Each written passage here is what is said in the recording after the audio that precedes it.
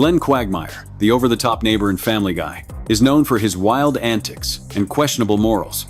While often played for laughs, some of his actions cross serious lines. Today we will be counting down 6 of the worst things Quagmire has done, showcasing his darkest and most controversial moments. Number 6. Arson and insurance fraud. After Quagmire and Peter decide to help Mort drum up business for his pharmacy, things quickly go wrong.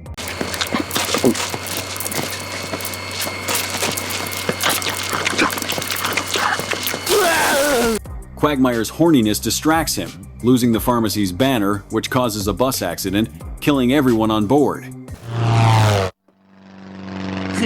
All right. Quagmire, look out! Oh no!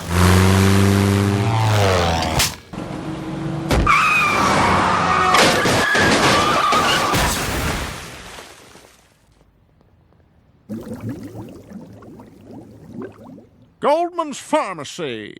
As if mass manslaughter weren't enough, the duo decides to help Mort recoup his losses by burning the pharmacy down so he can collect on the insurance.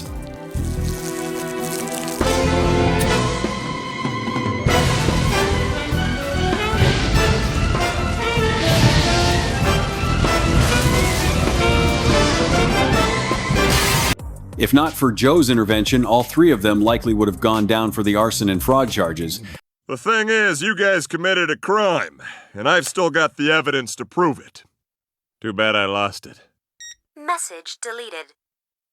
Was that supposed to mean something? And still not sure how they got away with the bus, though. Unfortunately, this isn't the first or last time Quagmire's libido leads to many deaths. Buttface, have a great summer, Joe!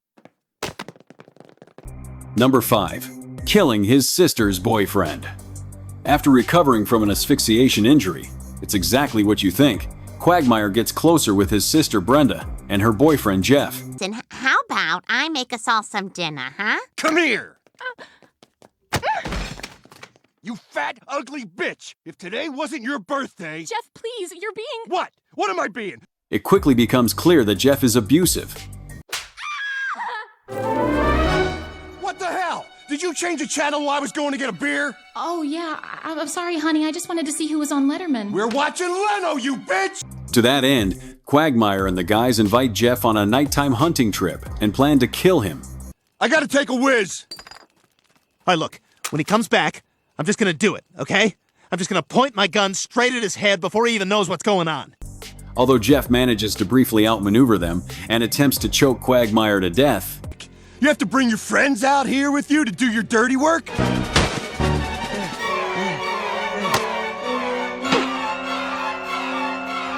Quagmire's tolerance for choking allows him to slip away and run Jeff down with a car.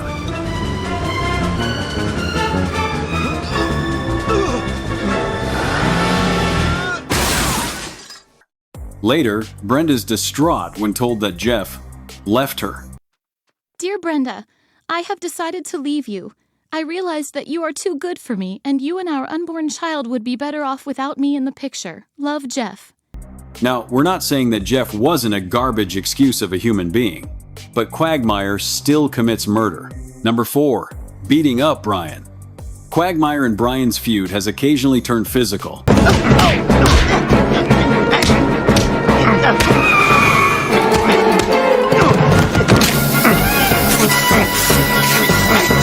And arguably the worst one of these occurs shortly after Ida's transitioning.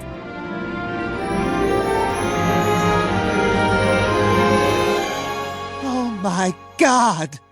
After coming back into town, Brian unknowingly sleeps with Ida. Brian. Ida. 2 more, please. Although Brian's own reaction to finding out who he was with is pretty bad. No, and I'm not crazy about the name change. What is it, like Danielle or Dana? No, Ida.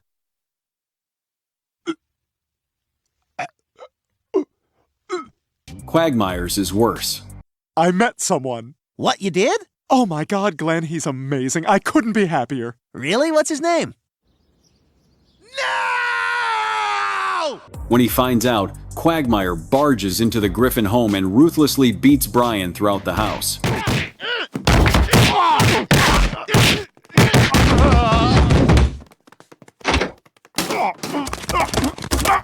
It's easily assault and animal abuse, and while Quagmire may not face any justice for his actions, at least Brian's parting words seem to cut deep. Hey. I your dad. Number 3. Forcing Ida to choose between him and Brian. Quagmire's relationship with his parents is naturally unhealthy, but it's especially noticeable with his transgender mother, Ida. So, how long has this been going on, Dad? When Ida gets back together with Brian, Quagmire reacts with disdain, given his unfettered hatred for the Griffin family dog. Glenn, sweetie, calm down. No, I'm not gonna calm down. I can't take this anymore. Listen, Dad, the first time you hooked up with Brian, it was awful. I hated it. His enmity for Brian leads him to demand that Ida choose between her relationship with Brian and him. I can't take this anymore. It's either him or me.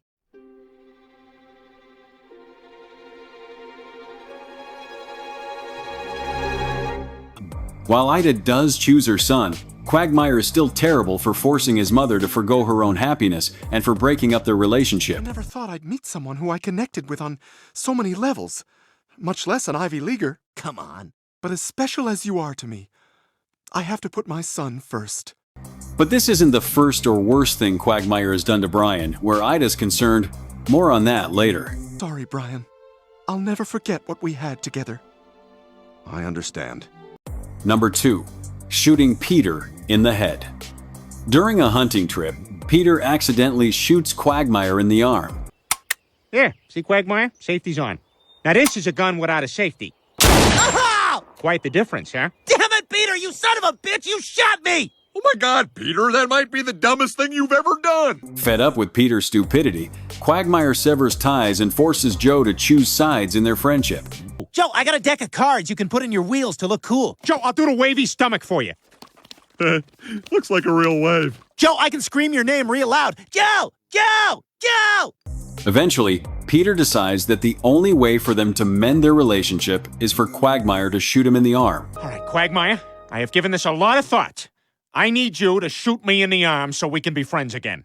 Okay. Whoa, whoa, whoa, whoa. No. I was supposed to offer, and then you were supposed to say, no, Peter, I'm not going to shoot you, although I do appreciate the gesture. Hand me the gun, Peter. When Peter balks, Joe does it instead. Ah, son of a bitch!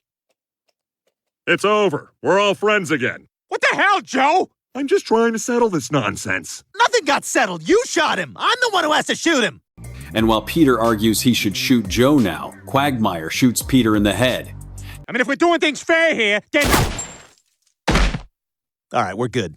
Just shooting Peter would be bad enough, but it also drops his cognitive abilities far below where they were. Yes, Peter, we were just talking about it. You're going to take me to the zoo and roll me around. You know, we're all friends again. Number 1. Faking his own death to get out of marriage. After Quagmire gets married to a maid named Joan, Joan, I've decided I want to spend my life with you. Will you marry me? Of course I will. Nothing would make me happier than to be Mrs. Quagmire. he seemingly changes his entire personality. If y'all just take your shoes off there, Joan and I kind of do the Japanese thing. However, after the old him resurfaces, he quickly comes to regret married life. Giggity, giggity, God, I made a terrible mistake!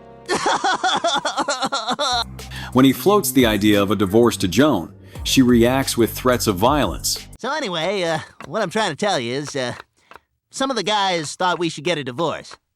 What? But I told them they didn't know what they were talking about. Good.